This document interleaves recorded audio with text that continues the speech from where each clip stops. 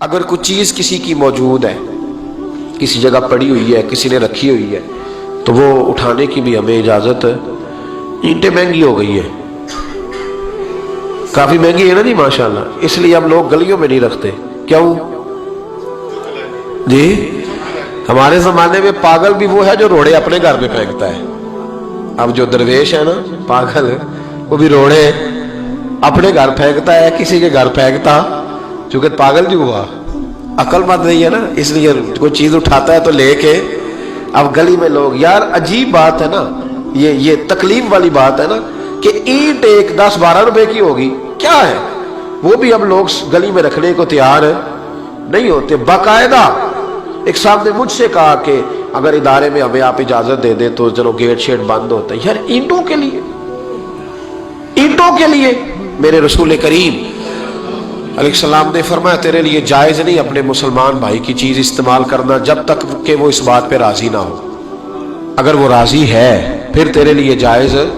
اور ہم راضی بھی بڑے مشکل طریقے سے کرتے ہیں، ہمارا سٹائل بڑا اور ہے۔ جب کسی نے اینٹیں پھگوا لی تو آپ آ گئے کہ 15 اینٹیں چاہیے، کیا کرے گا وہ؟ ہاں کہ نہ؟ نہیں صحیح دسیا جی، کیا کرے گا؟ انہیں آخنا پھر انہیں دیڑی ہی پیڑی جانے۔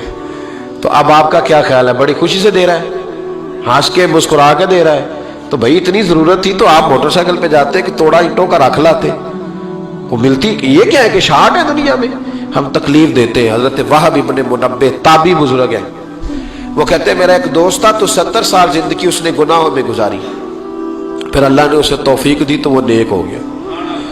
اللہ فرماتے ہیں پھر اگلے 70 سال میں نے اسے واقعی نیک ہی دیکھا، اس نے وقت پہ نماز پڑھی، وقت پہ روزہ رکھا، اس نے وقت پر عبادت کی۔ پچھلے 70 سال کے گناہ بھی اس کے بڑے خوفناک، اس میں ایسے ایسے بڑے پاپ تھے کہ اللہ الامان والحفیظ، اللہ بچائے۔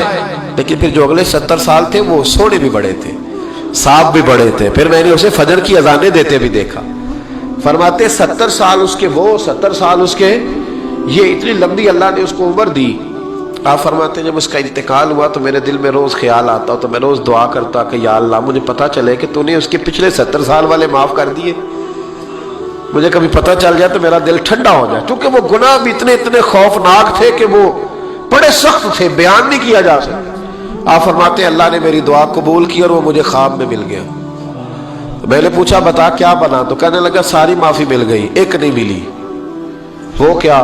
کہنے لگے میرے پڑوسی کی چھڑی اس کے دروازے کے آگے پڑی تھی، تو میں ایک رات نکل رہا تھا اپنے گھر سے تو وہ چھڑی میں نے اٹھا لی کہ رستے میں کوئی جانور ستائے نہ۔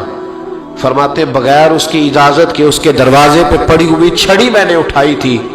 سارا رب کریم نے 70 سال کے گناہ معاف کر دیے، لیکن فرمایا یہ حقوق العباد کا معاملہ ہے۔ حضرت وہب ابن منبہ کہتے ہیں مجھ سے کہنے لگا، فرشتے کہنے لگے ساری معافی ہے پر ایک کوڑا قبر میں تجھے کھانا پڑے گا اس چھڑی کے سبب سے جو کسی کی گلی میں بغیر اس کی اجازت کے اٹھا کے لے گیا۔ تو مجھے پتا تھا اس کی، یار وہ یہی رکھتا ہے، جب باہر نکلتا ہے تو اٹھا لیتا ہے، میں نے اٹھا لی۔ فرماتے ایک کوڑا فرشتوں نے مارا تھا میری قبر پہ اور 100 دن میری قبر میں آگ بھڑکتی رہی ہے، 100 دن۔ اب اللہ نے مجھے فضل کیا ہے اور معافی ملی ہے بغیر کسی کے۔ یعنی سودا خریدنے جاتے ہیں نا ریڑھی والا بیچارہ کیا کہے گا؟ کم از کم غریب آدمی کا نا 1.5-2 کلو پھل سارا دن چکھنے والے لے جاتے ہیں۔ یہ کس بھاؤ ہے؟ اٹھا لیا۔ وہ کس بھاؤ ہے؟